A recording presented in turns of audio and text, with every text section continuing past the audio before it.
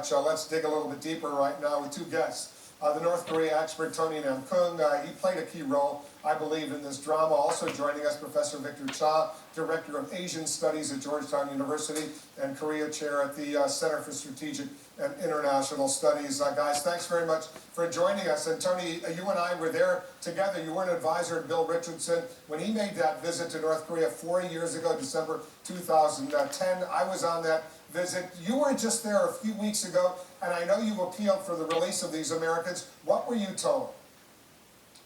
Well, I made a direct appeal for their early release, explaining that this had become a major irritant in U.S.-DPRK relations, and that the sooner we got rid of this, given the fact that the president has only 2 years left in his term, the better for both sides.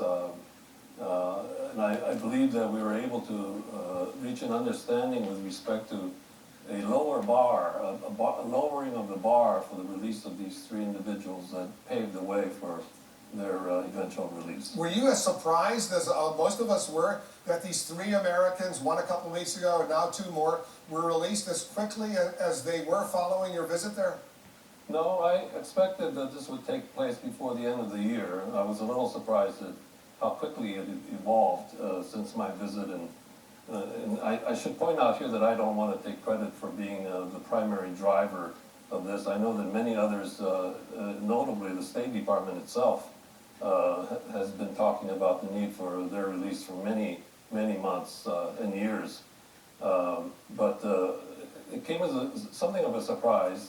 But I did expect that it would happen before the end of the year, as I explained to a number of people on my return. I remember when we were speaking, you said that to me. At the time I remember hearing you thought they would be out by before the end of the year. I thought you were a little optimistic, but obviously you were right. So Victor, let's talk a little bit about the timing of this, why the North Korean regime wants to do it, what they get out of it. Is it a big enough deal for them that the head of the U.S. intelligence community, the Director of National Intelligence, went over there on a U.S. jet to bring these Americans home? Was that a powerful signal to Kim Jong-un?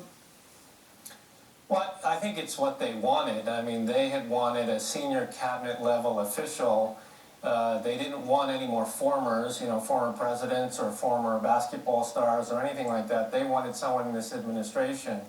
And I think the administration chose to send the top intelligence official as opposed to a policy guy to keep these two lanes separate, the humanitarian lane and the nuclear talks lane. So I think it certainly accomplished the task. It did give the North Koreans a bit of face. And they were able to accomplish the North Koreans were in advance of the president's trip to APEC, so that this would put pressure on the president, certainly behind closed doors with Xi Jinping, saying that basically the North Koreans have done you a good deed, so maybe you can return it. But I think all the statements coming out of the administration have said very clearly these are two separate lanes, and I expect that that's going to be the case going forward. I assume, Tony, you've looked at the pictures of the individuals with whom General Clapper met over there, and the photos are top leaders. He didn't meet with Kim Jong-un, as you know, but are these people familiar to you?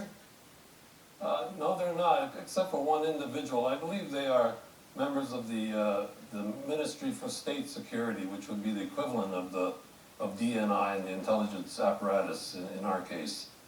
So they brought out the people who would match, as it were, the level and rank of the visitor from the U.S. How sophisticated are the North Koreans, and I'll ask this to both of you, about the political calendar, about what's going on? This happens right after the midterm elections here, the final 2 years of the Obama administration. Tony, first to you.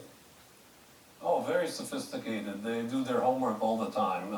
In some respects, they are much more careful about the political calendar in the U.S. Than other countries with which we deal in the region.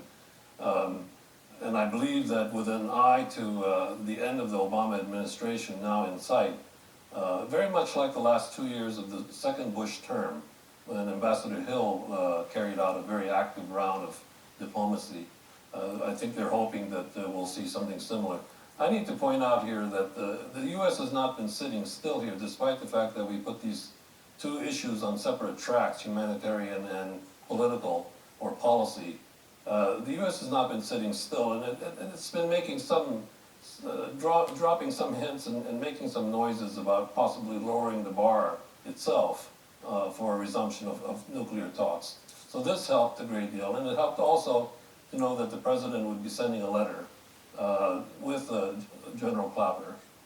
So there are a number of factors that figure into this situation. It's a complicated situation, a very sensitive situation, but a critically important situation. Victor, I'm going to have you weigh in a moment. I want both of you to stand by. We've got much more to discuss. When we come back, we're going to get more on the behind-the-scenes drama that led to the release of the two Americans, Kenneth Bay and Matthew Miller. Also, there's breaking